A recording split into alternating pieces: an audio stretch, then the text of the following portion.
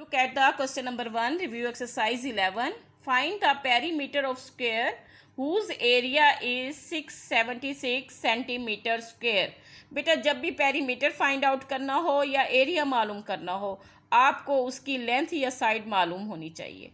ठीक है, अब यहाँ आप देखें, आपको ना तो साइड गिवन है ना लेंथ गिवन है, सीधा सीधा उन्होंने एरिया दे दिया है। एरिया की मदद से तो हमने परेशान नहीं होना है। एरिया की मदद से हम पहले लेंथ मालूम करेंगे या साइड मालूम करेंगे, उसके बाद उसको हम पेरीमीटर के फार्मूले में पुट करेंगे। पेरीमीटर ऑफ स्क्वायर क्या होता है? 4 मल्टीप्लाई साइड या 4 मल्टीप्लाई लेंथ। और एरिया क्या होता है? लेंथ मल्टीप्लाई लेंथ, या एरिया होता है साइड मल्टीप्लाई साइड। इसको कैसे करना है, चलें हम अब इसको करते हैं।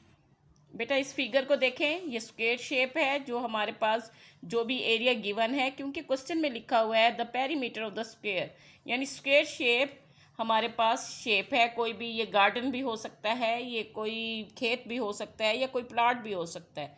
तो बेटा इसमें एरिया हमें गिवन है 676 सेंटीमीटर स्क्वायर, और हमने इसका क्या मालूम करना है? पेरीमीटर। मैंने आपको बताया था पेरीमीटर मालूम करने के लिए या तो हमें लेंथ मालूम होनी चाहिए या साइड मालूम होनी चाहिए।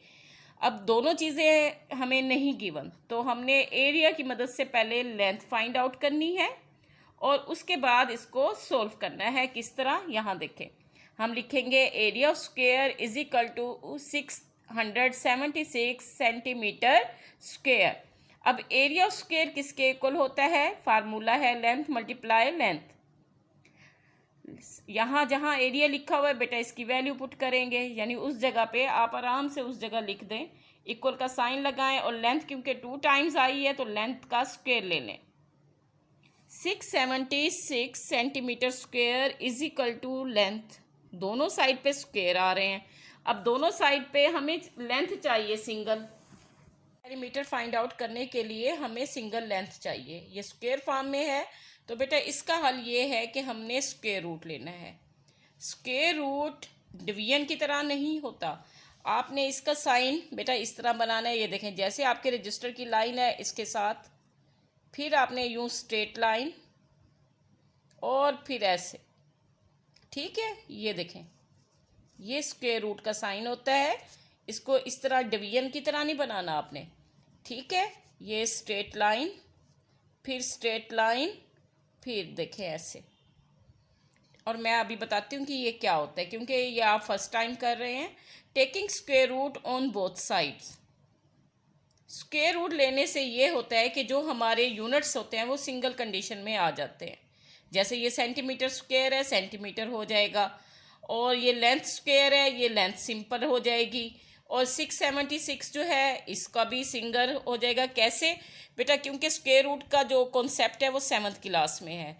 अभी फ़िलहाल आप इस तरह समझें कि जब आप 676 की प्राइम फैक्टराइजेशन करेंगे, आप देख रहे हैं ये 2 टाइम्स आया है, 13 भी 2 टाइम्स आया है, तो आपने इस 2 को 1 टाइम लिखना है यहाँ पर। यानी जो 2 दफ़ा चीज़ आई है वो सिंगल होके यहाँ आएगी। इस तरह 13 2 टाइम्स आया है, 13 भी सिंगल होके आएगा। स्क्वायर रूट के साइन में से गुजरने के बाद हर चीज़ सिंगल हालत में आ जाती है। यानी जो चीज़ डबल होगी, सेंटीमीटर स्क्वायर जैसे इस पे 2 है ये गायब हो जाएगा, यहाँ पे 2 है ये भी गायब हो जाएगा, और ये भी 2 टाइम्स है ये एक दफ़ा लिखा जाएगा, ये भी 2 टाइम्स है ये भी एक टाइम लिखा जाएगा। अब आप ये सोच रहे होंगे कि ये 2 कहाँ गए? बेटा ये जो रेडिकल साइन है, ये जो स्क्वायर रूट का हम साइन लगाते हैं इसको रेडिकल साइन कहते हैं। इसकी वैल्यू होती है 1/2। अब ये जो 2 पावर है, सबकी 2 पावर इसके साथ कैंसिल हो गई, 1/2, और ऊपर स्क्वायर आया ये कैंसिल हो गई, 2 से कैंसिल हो गया, और ये सिंगल होके यहाँ आ गया।